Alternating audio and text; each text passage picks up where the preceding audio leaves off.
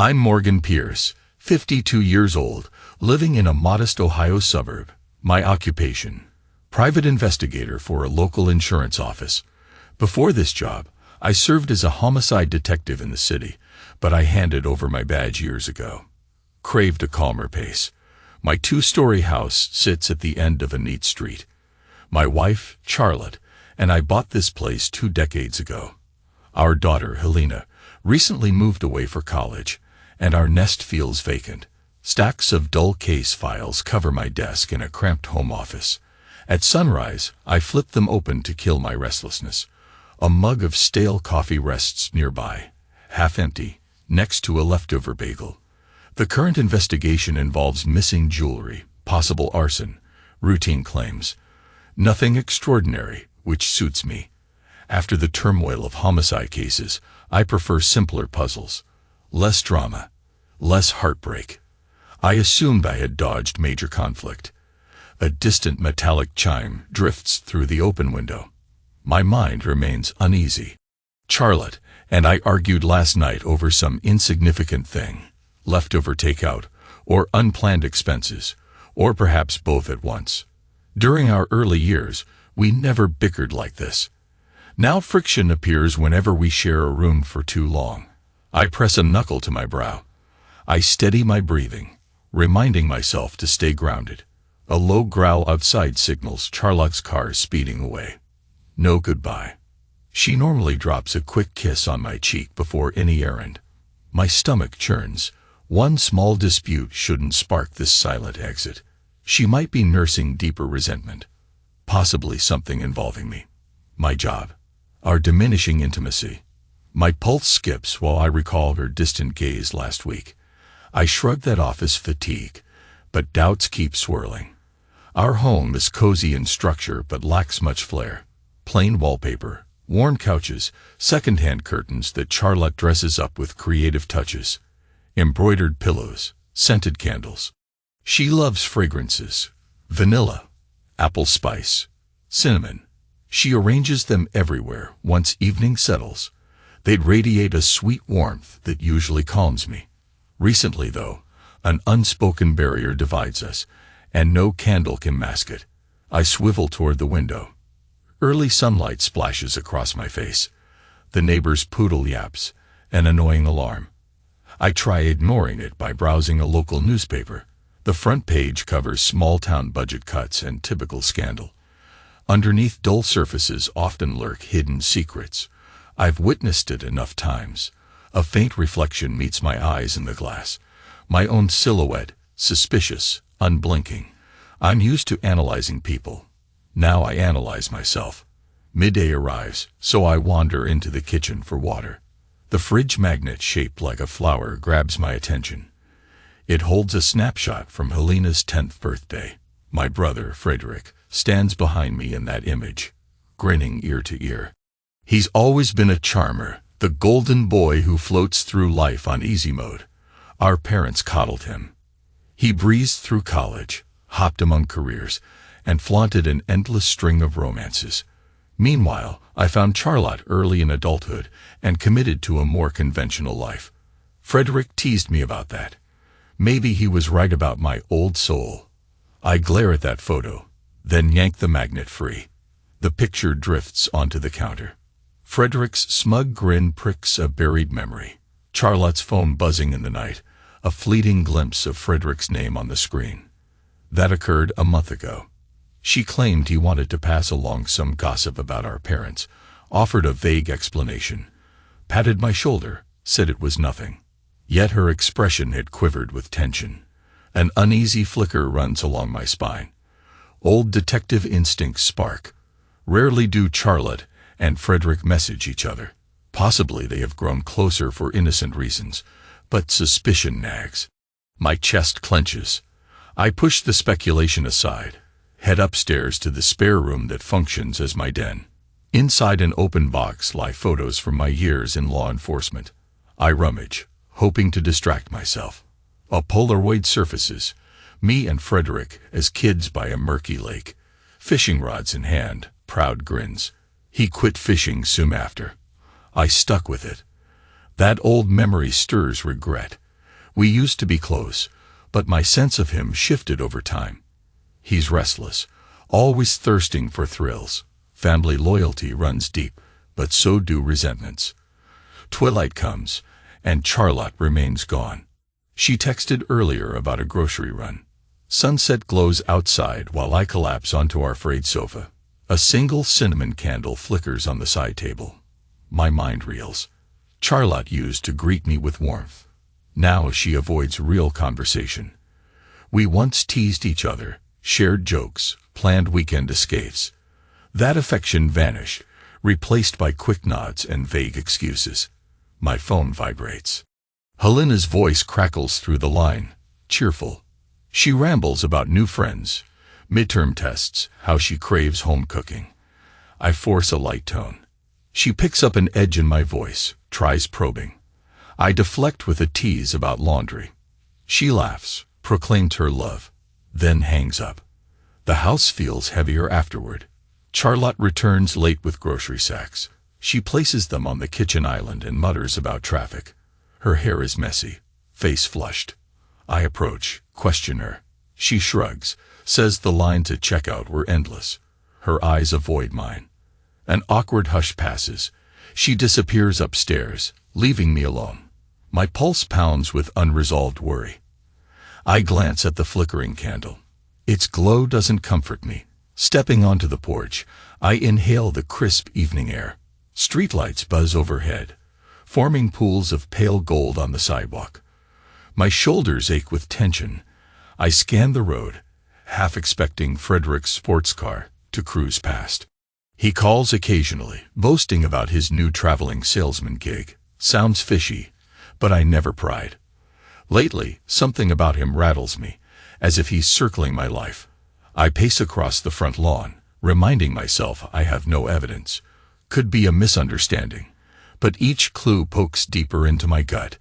Charlotte's sudden distance, Frederick's late texts, the guilt shining in her eyes. My anger flares, though I keep it contained. I head indoors. I spot my old baseball bat leaning near the coat rack. A reflection in the mirror reveals my lined face, tense jaw, dark hair streaked with silver at the temples. Some claim I radiate intimidation. Fine. That quality served me well as a detective. If I catch a betrayal, I'll unleash punishment. I climb the stairs softly, pausing at our bedroom door. Charlotte rests on her side, turned away. I study her silhouette beneath the dim glow from the hallway. She still appears lovely. Graceful figure, smooth skin, faint floral perfume. Memories surface of nights we shared, exploring each other's bodies without hesitation. My pulse stirs with leftover desire, tangled with suspicion. Seeking relief, I slip into Helena's old bedroom. Stuffed animals line a small shelf. Dust motes swirl in the light from a single lamp. My laptop sits on a pastel desk. I open social media, searching Frederick's profile. A flood of images, him grinning in fancy lounges, draping arms around women, sipping cocktails by rooftop pools. One shot reveals Charlotte in the corner. A rooftop bar. She never mentioned that. My teeth clamp until my jaw aches. Closing the laptop, I lean on Helena's vanity. The mirror reflects my own haunted features. The man who once prided himself on stability now trembles with doubt. Faint engine noises drift from the street. I wonder if my parents suspect anything. Father always forgave Frederick's antics. Mother coddled him. They saw me as the steady older child, duty-bound to shield the family from chaos. A surge of resentment twists my insides. Enough is enough. I shuffle into the living room, collapsing onto the couch again. Shadows stretch along the walls, flickering with the candle's final glow. My thoughts swirl. Did Frederick coax Charlotte into some thrill? Did Charlotte yearn for something I failed to provide? My mind conjures vile images of them entwined, her nails scraping his skin, her lips parted and aghast. I press my palms over my eyes, blocking the mental onslaught. A beep from the kitchen signals the microwave finishing a heating cycle.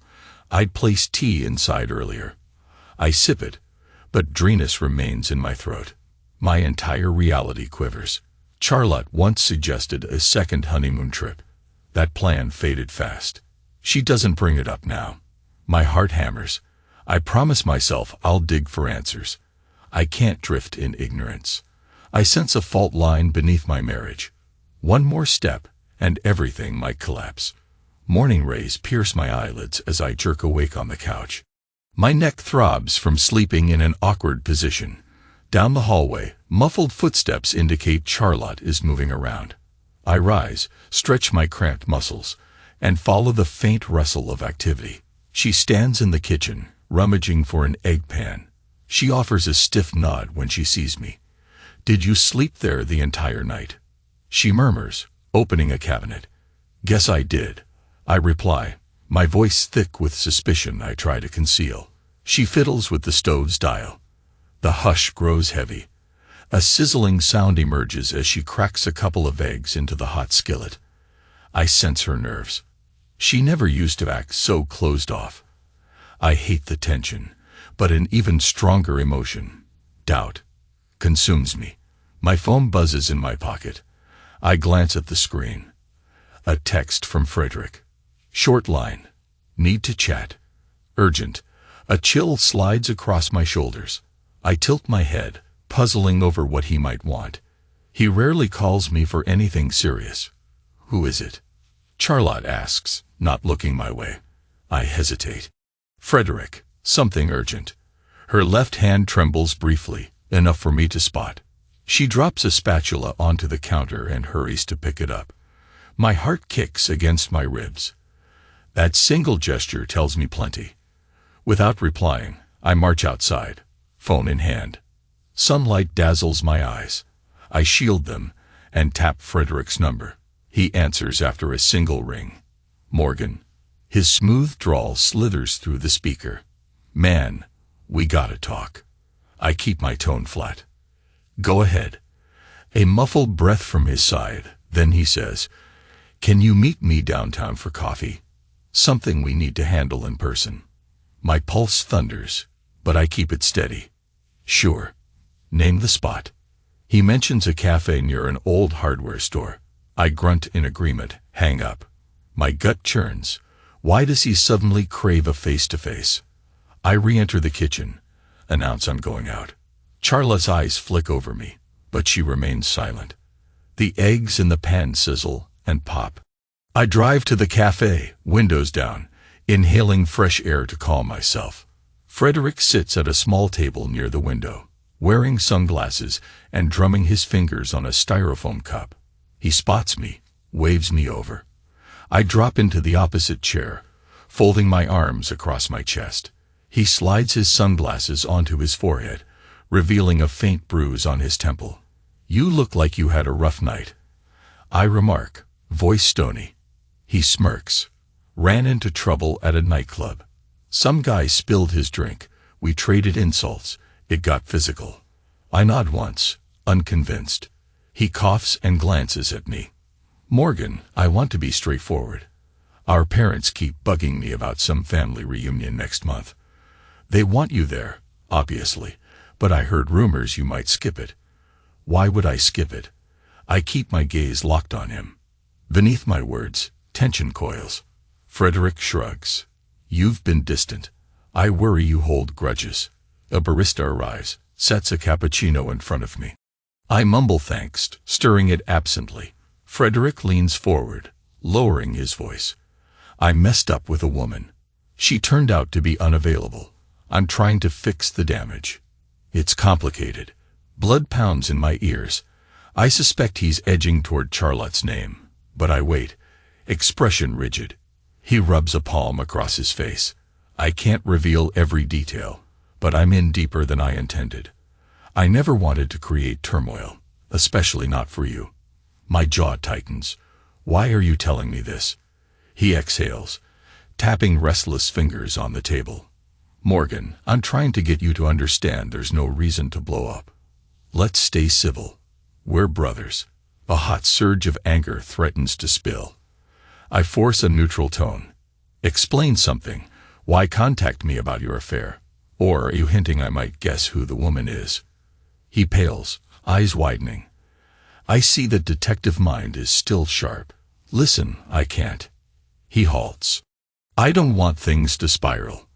I slam my palm on the table, rattling our drinks. Frederick flinches. Spiral how? You either owe me an explanation, or you don't. His lips press into a thin line. Sweat beads on his brow. All right. Promise me you won't do anything crazy. A cold laugh escapes my throat. I lean closer, voice dropping. I promise nothing. Speak up. Frederick's mouth twitches. Then he mumbles. It's Charlotte. I freeze, knuckles whitening. Though I suspected it, hearing him say her name sears me. My stomach twists. I struggle to keep from lunging across the table. Frederick raises his hands. Morgan, it happened once. Maybe twice. I never set out to hurt you. She was lonely. I messed up. My vision blurs with red. He speaks, but words blur. Something about guilt, accidents, wrong timing. I crush the styrofoam cup in my hand.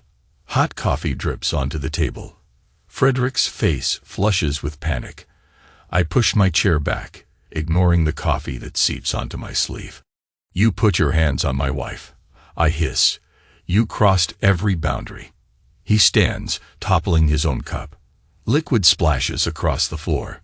Please, keep your voice down. We can handle this privately. I bark out a bitter laugh. You expect me to handle this politely. You dare ask for mercy. Why shouldn't I destroy you right here? A few patrons glance our way. Frederick gestures for calm. I'm begging you, Morgan. Let's find a way to fix things. A searing ache pulses in my chest. Fix. There's no fix for betrayal. You ruined everything. He reaches for my shoulder, but I jerk away and stomp toward the door. The barista gapes at the spilled coffee. Frederick calls after me, but I storm outside. My entire body quivers. Air rushes in and out of my lungs, ragged, almost choking me. So it's true. Charlotte and Frederick. An image slashes through my mind. Her slender arms circling his waist, her lips parted with a gasp. I punch the hood of my car, ignoring the sting in my knuckles. Cursing under my breath, I sink into the driver's seat. My phone vibrates with multiple texts from Frederick, frantic messages. I toss the device onto the passenger seat. The engine roars as I tear out of the parking lot. My heart thunders with a lethal mix of rage and grief. A swirl of questions surges. How many times? Where did they meet? Did she moan his name, the way she once moaned mine? A nauseating wave claws at my throat. I nearly swerve off the street. I regain control, blinking sweat from my eyes. Charlotte. She belonged to me, my partner, the mother of our daughter. Now I can only picture her body tangled with Frederick's. That vile thought flares, more vivid each second. I pound the steering wheel, roaring in frustration. Eventually, I pull over behind a strip mall, nearly numb from shock. My breath echoes in the silence of the car. I spot an old business sign through the windshield. The letters blur as a fresh wave of fury hits. My younger brother. My own blood. And she dared give herself to him. My chest heaves. I shut my eyes, and an unbidden image surfaces. Charlotte pinned against a wall. Frederick's hands roaming her curves, her soft gasp filling the air. I slam a fist into the dashboard. Plastic cracks beneath my knuckles. A savage, trembling growl rips from my throat. This is far worse than any insurance fraud case or petty offense. This is betrayal in its purest form. My pride shreds, my marriage desecrated. I refuse to let them brush it aside. They spat on my loyalty. They must pay. I drive home in a haze. Once inside, I notice Charlotte's handbag on the table, so she's around. My fists clench as I stand in the foyer, scanning the living room for her presence. Soft footsteps approach. She steps around the corner, eyes flicking to my face. Morgan. She tries a gentle tone. Frederick messaged me. Are you all right? Words stall in my throat. I remain silent, glowering.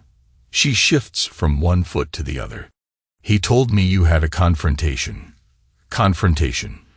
The syllables scrape my tongue. Is that how he phrased it? She breathes in, pressing her hands together. Please, let me. I raise a finger. Don't. Don't speak one more excuse. You slept with him. My voice crackles, raw with betrayal. She blanches, lips parting. A tremor passes over her. Morgan, it happened once. We argued about your long hours. He was there. She chokes on the explanation.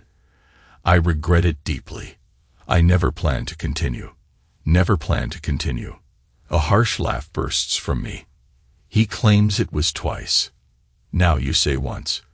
Either way, you hopped into bed with my brother. My own brother. Tears threaten in her eyes. She stands rigid, refusing to break down. I'm not making excuses. I'm prepared for consequences. I deserve anger. Just let me. My hand slices the air. Enough. I storm past her, heading toward the kitchen. The overhead light seems too bright, stabbing my temples. She trails behind, speaking in a shaky tone. Morgan, listen to me. We drifted apart. You spent every minute buried in files. I felt. She stops, biting her lip. I lost the connection we once had. Frederick showed up with sympathy. I lost my judgment. I whirl around, slamming my palm on the countertop. You forgot your vows. You invited him into your arms. Did you relish it?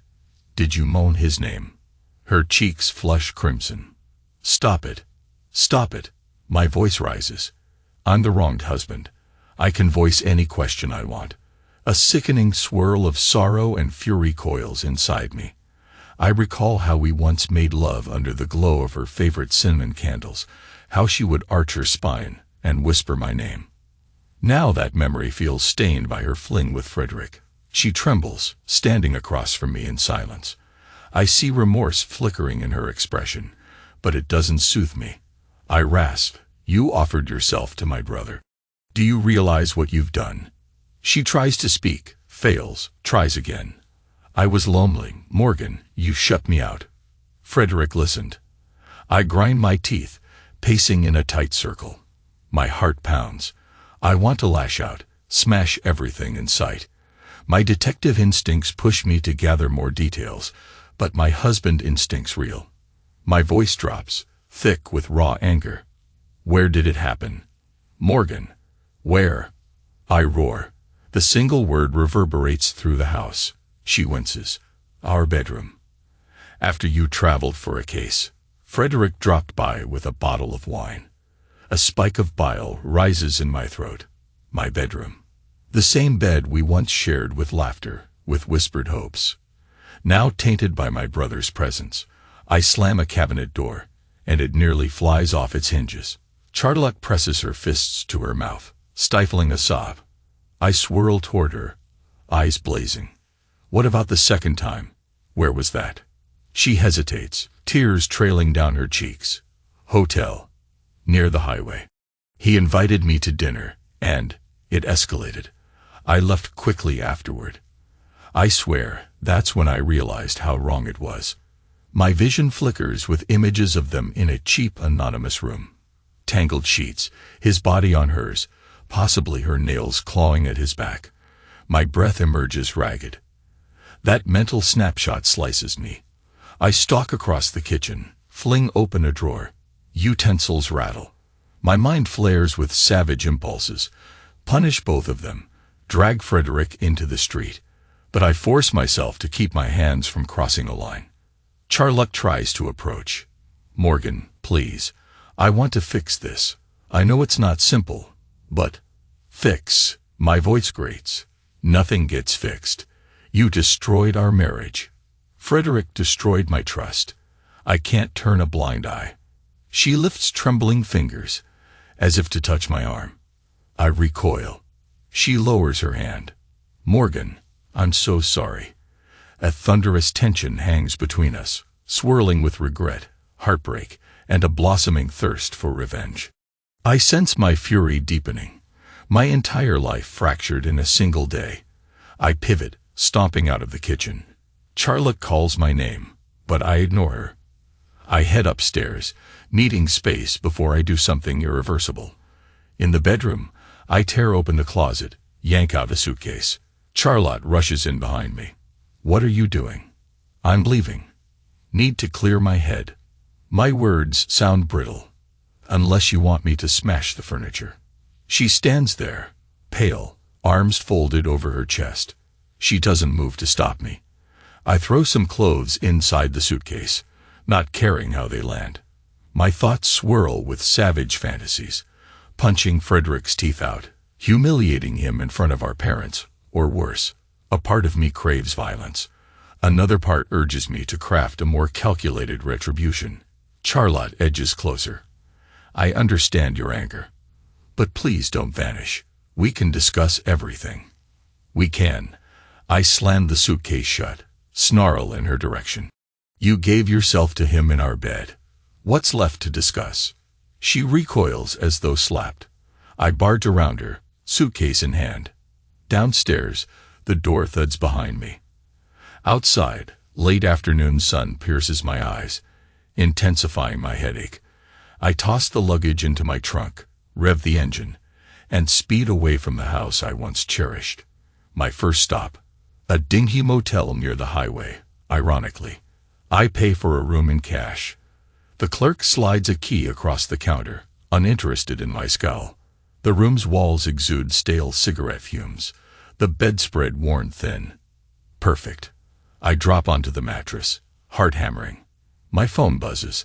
I glimpse Charlotte's name on the caller ID. I silence it.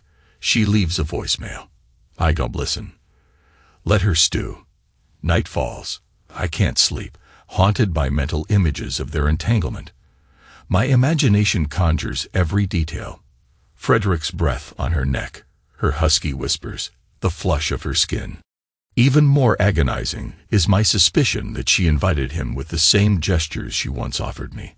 A strangled groan escapes me. I sit on the edge of the bed, hands clasped. Anger surges, yet I remain motionless, a statue of misery. Hours pass. I flick on the TV, numb to the late-night infomercials, craving distraction. Nothing helps. Her voice, her warmth, her betrayal swirl through my brain. That bed in our house once symbolized unity. Now it signifies betrayal. I consider marching to Frederick's place and pounding on his door. Make him squirm. Maybe I should wait, plan carefully. He confessed once. I suspect he'll try to weasel free from blame. Our parents might side with him, as usual. A new wave of rage courses through me. My mind leaps to how I can make them pay. Charlotte with her guilty tears, Frederick with his slick grin. They want me to handle this privately. They want me to hush up the scandal to preserve some twisted sense of harmony. No. I intend to show them the cost of betrayal. I recall how Frederick once bragged about shady deals. He boasted he had friends who helped him secure jobs with inflated salaries, possibly illegal. My private investigator side perks up. I can dig into his secrets, drag them into the light, expose him, ruin him. A savage satisfaction ignites in my chest. Let him squirm under the weight of my retribution. Outside, passing cars hiss on the wet pavement. The digital clock on the nightstand reads past midnight. I rub a hand over my face, fighting exhaustion. My phone vibrates again. Charlotte. I ignore it. I can practically imagine her message. More apologies. Please for me to come home. My thoughts remain fixated on the mental image of her straddling Frederick. My stomach twists, revulsion mixing with a bitter pang of desire for my wife's body, the same body she gave him. My temples throb. I want to scream. Instead, I stand and pace. The air in the motel room feels stale, suffocating. I yank the curtains open. Neon lights flicker from a gas station across the lot. That eerie glow casts my reflection in the window. My face looks shadowy, twisted with hatred. I recall our wedding day. Charlotte's radiant smile as she walked toward me in a simple white dress. My brother, younger and carefree, cheering me on with a grin. Now he's the one who violated that union. I slam my fist against the window frame. The glass rattles. Enough wallowing. Tomorrow, I put steps into motion. I will not remain a broken husband. I'll gather evidence, manipulate the situation to my advantage, and strike back with precise cruelty. Let them quake under the weight of what they've done.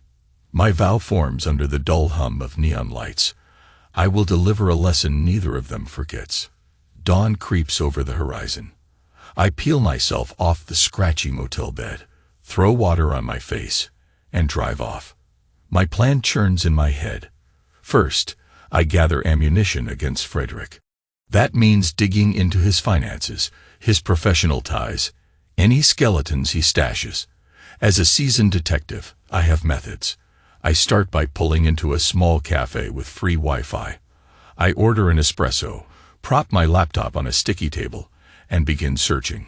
Frederick boasts of flamboyant business ventures on social media, but real documents paint a clearer picture.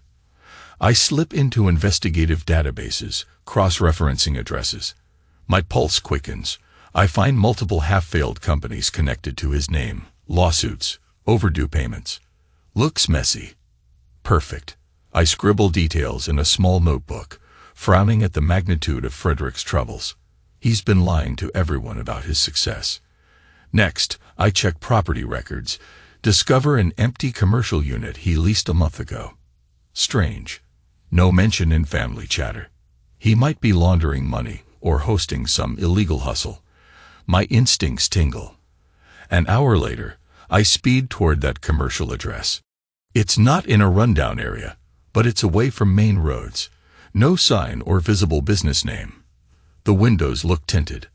I step out of my car, trying the front door. Locked. Peering through the glass, I catch a glimpse of scattered boxes, no clear indication of legitimate activity. I photograph the building, scrawling notes. Frederick definitely has secrets. A voice behind me. Morgan. I pivot, heart punching my ribcage. My father, Harold, stands there holding a set of keys. Gray hair combed to one side, wearing a worn jacket. His brows knit. What are you doing here? A jolt of shock roots me to the spot. Could ask you the same. He sighs, stepping forward. Frederick asked me to store some supplies for him. I used my spare time to help. Figured you might be around, but I didn't expect to see you snooping. I chew my lip, mind spinning. You're helping him set up a business. That's the idea. He's short on funds. My father's tone sounds defensive. Why are you prying? My nostrils flare. I have my reasons. Frederick meddled in my marriage, Dad. He crossed a line.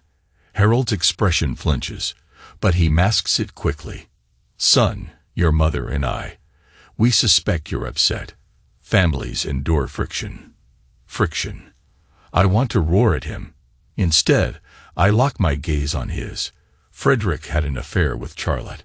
Did you realize that? He inhales sharply, eyes darting away. He hinted at trouble. Your mother and I hoped it might blow over. He said it was. A slip. Rage sears me. A slip. That's your interpretation. My brother invaded my marriage, but you hush it up. Harold steps forward, speaking with forced calm. We must protect the family. You and Frederick have to set aside grudges. He's your brother. My hands clench to fists. You want me to forgive him. Pretend it never happened. He rests a hand on my shoulder. I jerk away. He exhales. Morgan, we don't want anyone to spiral. You're still our son. He's your brother. Charlotte remains your wife. I bark a bitter laugh. My wife. She belongs to me no longer. Keep your advice to yourself. Harold's face sinks. Don't do anything reckless. Morgan, this can be resolved with conversation. I glare, then brush past him to my car. If you side with him, you'll regret it. I slam the door, tires squealing as I roar away.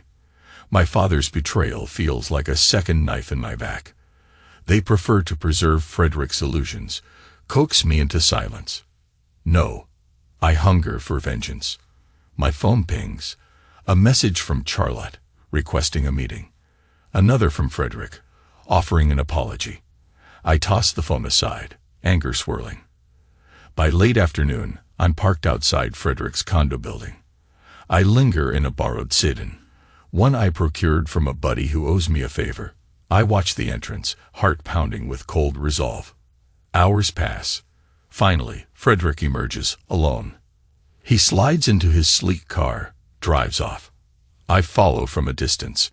He stops at a liquor store, then at a florist's shop, possibly collecting tokens of contrition for Charlotte or bribes for a new woman. My chest tightens with disgust. He continues to a suburban street. Then he parks in front of a small ranch-style house with a crooked mailbox. Lights glow inside. I crouch behind the wheel, snapping photos on my phone. He knocks, and a slender brunette opens the door. He kisses her cheek. They vanish inside. I wait. Anger gnaws at me. My brother's prowling ways never end. Charlotte was one of many, it seems. Why should I spare him any mercy? After an hour, he emerges, holding the woman around her waist, whispering something into her ear. She giggles. My blood surges. He's unrepentant. Maybe he regrets the drama with me, but he's still hunting conquests. I vow to ruin his smug existence. I snap more photos, then peel away, heading for my motel. Another sleepless night looms, but my plan solidifies. Charlotte yearns for a conversation. Frederick begs me to keep calm. My parents want me to ignore the betrayal. They believe I'm a tame sheep, burdened by a sense of duty to family. They forget I was a detective. I learned to manipulate criminals, push them into corners, watch them crack. The following morning, I place a call to an old friend in law enforcement. He owes me a favor from a past case. I feed him a half-truth, claiming Frederick's business dealings may involve fraud. He promises to run a check, discreetly. Next, I gather the damning photos and financial records, then create a digital folder, hard evidence that Frederick's future is built on sand. I plan to deliver the final blow at the perfect moment. Around midday, Charlotte calls again, voice trembling. "Morgan, I beg you to meet me at the house. Helena might come home soon. We can't keep." "Fine," I snap, but don't expect a warm chat. I arrive at the house that evening. She waits in the living room, arms crossed. Her eyes flicker with caution. I remain near the doorway, refusing to approach. Tension forms a wall between us. She lifts her chin. I won't defend my actions. I own my mistake. But I want a chance to talk without screaming. I say nothing, scanning the once comforting space. Dim lamplight reveals our old photos on the mantel, souvenirs from family vacations. They mean nothing now. She continues, "Frederick begged me to keep quiet. He worried about your reaction. I told him I couldn't conceal the truth forever." My lips curl. He worried about me. He should. She steps closer, hands shaking slightly. "Morgan, I'm pleading for us to find an arrangement. We had decades together. That must mean something to you." A savage laugh escapes me. "You mentioned decades, yet you threw them away for a cheap fling. Our marriage is scorched." She lowers her gaze. "I messed up. Desperation blinds people. You neglected me for ages." My voice grinds like gravel. "So it's my fault." She shakes her head, eyes misty. "No, I chose wrong. But I did love you. I still." I hold up a hand. "Don't utter that word. You spat on it when you let Frederick touch you." She flinches, tears brimming. "I'm pregnant." The words burst from her, sudden and raw. My breath catches. Silence crushes the air between us. "What?" She grips the edge of the sofa, knuckles white. "I discovered it days ago. I'm under 45, so it's not impossible. I haven't told Frederick. I haven't told anybody. I'm not certain who the father is." My pulse blasts in my ears. Rage, sorrow, confusion tangle in me. A baby. Possibly Frederick's child. A savage wave whips through me. My entire sense of control teeters on the brink. She chokes out, "Morgan, I'm so sorry. I suspect it's yours, but I can't be sure." The walls of the house close in.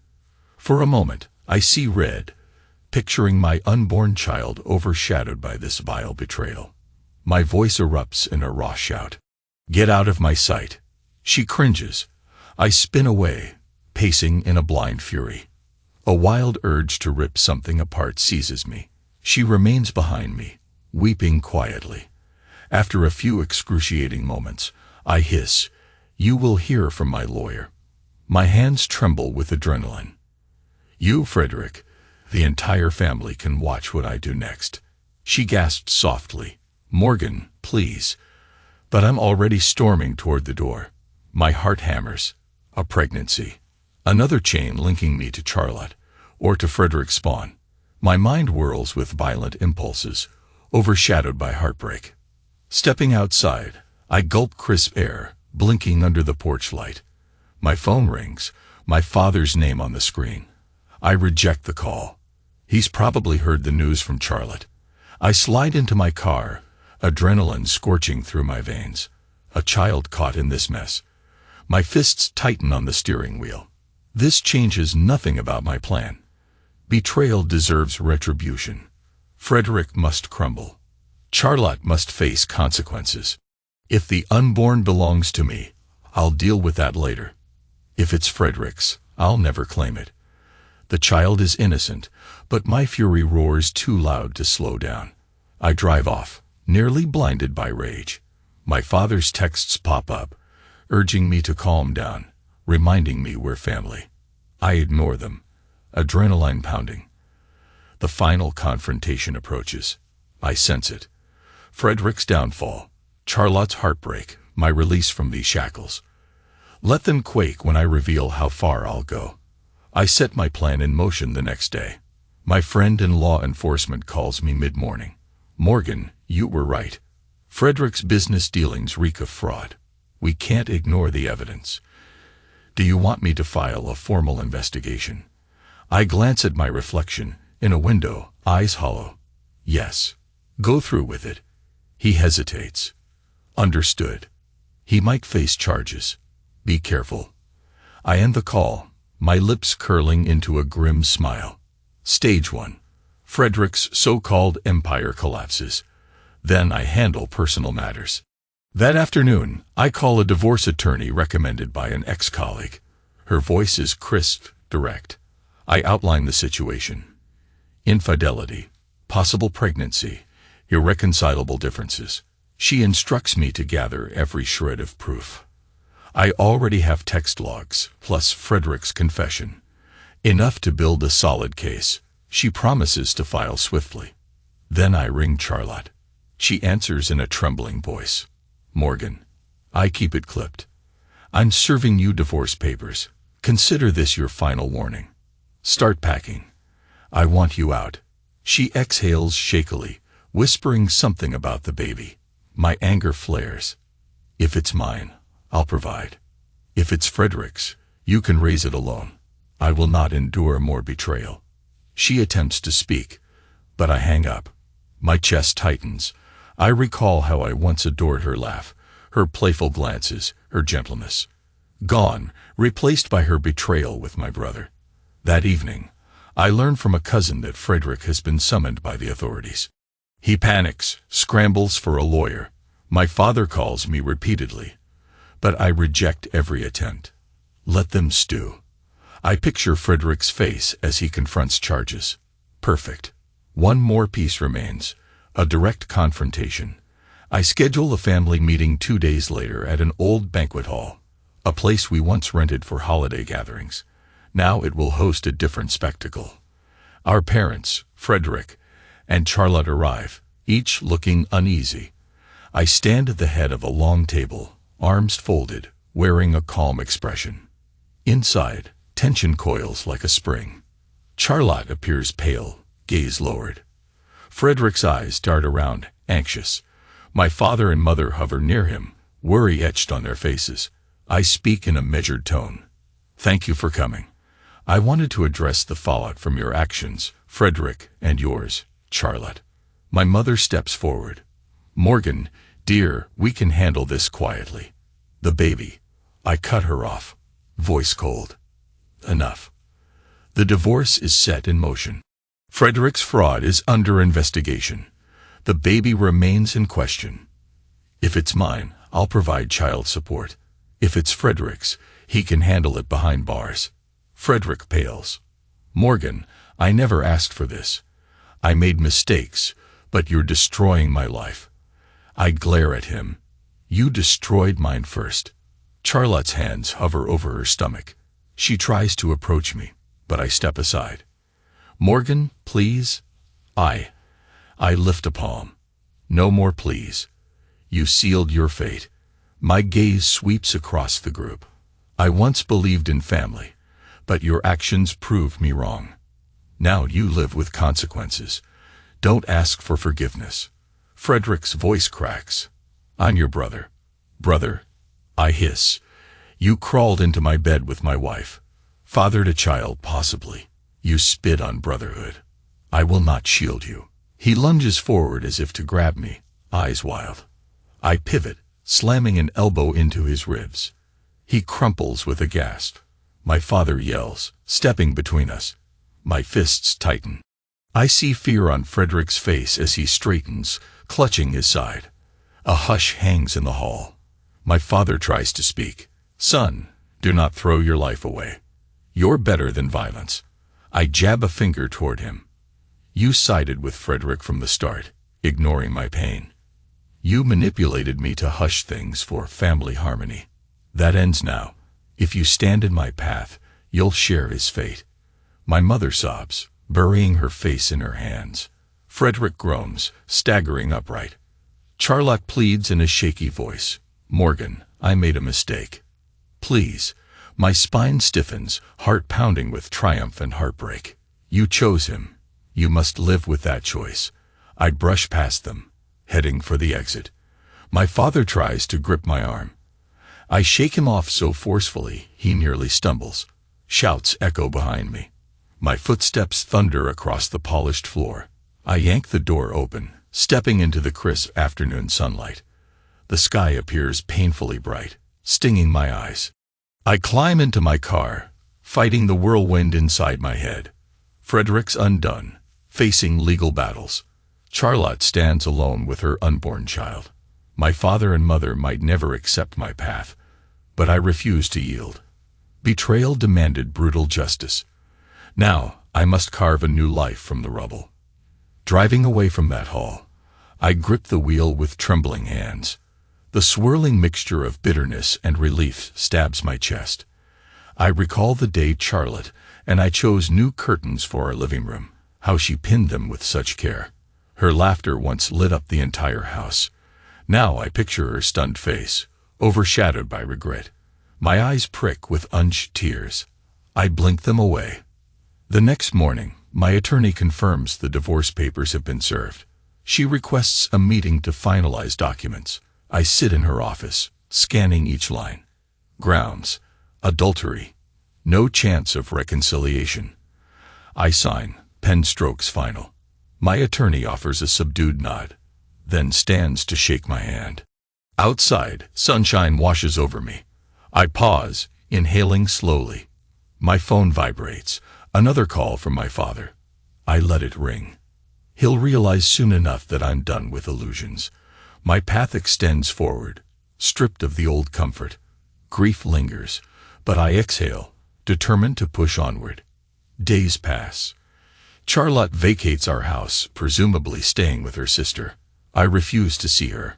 My parents send countless texts, preaching about forgiveness. I delete them. Word circulates that Frederick might flee the state, but law enforcement intercepts him. His business scam unravels. Lawsuits pile up. My friend on the force updates me with quiet satisfaction. He knows I orchestrated the downfall. One afternoon, Helena calls. She's frantic, says Charlotte told her a half-truth about the affair. Helena demands to speak with me. I gather enough courage to answer. Her voice quivers. Dad, what happened? Mom said you two are divorcing. She mentioned Uncle Frederick in some hush-hush tone. I close my eyes. Helena, my precious girl, caught in the crossfire. It's complicated, baby. Your mother and Frederick betrayed me in the worst way. I can't remain married to her. She presses me for details, but I dodge specifics. Her heartbreak ripples through the phone. I sense her loyalty to me. She says she'll finish the semester, then return to see if I'm okay. I manage a gentle response, urging her to focus on studies. We hang up, and I lean on the wall, shoulders sagging. Even though I gained revenge, the collateral damage tastes bitter. Another week crawls by. The divorce proceeds. Charlotte attempts to text me about the baby's health, doctor appointments, uncertain paternity. I respond once. Keep me updated on official paperwork. Otherwise, leave me alone. She tries again, but I silence her calls. The dryness in my spirit feels permanent now. My once warm heart cooled into granite. Eventually, I step into our old house for the last time. The living room echoes with emptiness. Charlotte took some furniture, left behind random items. Cinnamon candles line a shelf, unlit. A final pang slices through me. We once shared everything here. Now, it ends. I arrange for a realtor to sell the property. Then I gather my personal belongings and walk out. The front door closes with a hollow thud. No second glance. I slide behind the wheel of my car, exhaling as though shedding a heavy shroud. My new apartment isn't fancy. A modest one-bedroom with a decent view of a nearby park. I settle in, set up my old detective photos on a new desk, file away the final divorce documents. My phone buzzes occasionally with offers for insurance assignments. Life trudges forward. I stand alone but free. Sometimes I stare at the ceiling late at night. Memories swirl. Charlotte's laughter, Frederick's easy grin, the comfort of family. It all dissolved in deceit. Yes, I dismantled Frederick's dreams and cast Charlotte aside. That victory still sours my mouth. But I stand by every choice. They forced my hand. Betrayal demanded retribution. A month later, the divorce finalizes. My attorney sends a single line. Congratulations, your new life begins now. I drop the phone on my kitchen counter, gaze out the window at the setting sun. A faint ache lingers in my chest. Grief for the family I lost. The illusions shattered. But I am no longer a helpless victim. I refuse to let them trample me. That night, I throw on a jacket and stroll through the park. A few dog walkers pass by, offering nods. A breeze ruffles the trees overhead. I inhale the crisp air, each breath a reminder of independence. My rage no longer roars. In its place, a cold acceptance. Charlotte might give birth. Frederick might languish behind bars or slip out on bail. My parents might resent me forever. Doesn't matter. I chart my path alone, unbound. Pausing near a lamppost, I glance at the darkening sky. A tiny star winks. I recall being the young detective, chasing criminals with unshakable resolve. My reflection on a windshield reveals the lines in my face, the hardened set of my jaw. Betrayal shaped me into something fiercer. I whisper to the silent night. I move forward. Yes. Tomorrow, I focus on my career, my future, my dignity. Frederick wanted me silent. Charlotte wanted me to forgive. My parents wanted unity at any cost. They discovered my limits. I overcame the heartbreak, unleashed my vengeance, cut every toxic bond. Nothing remains but me, Morgan Pierce, standing tall, forging a new chapter. A savage storm battered my life, but it didn't conquer me. It only toughened my resolve. I stroll onward, leaving footprints on the damp grass, mind fixed on brighter tomorrows.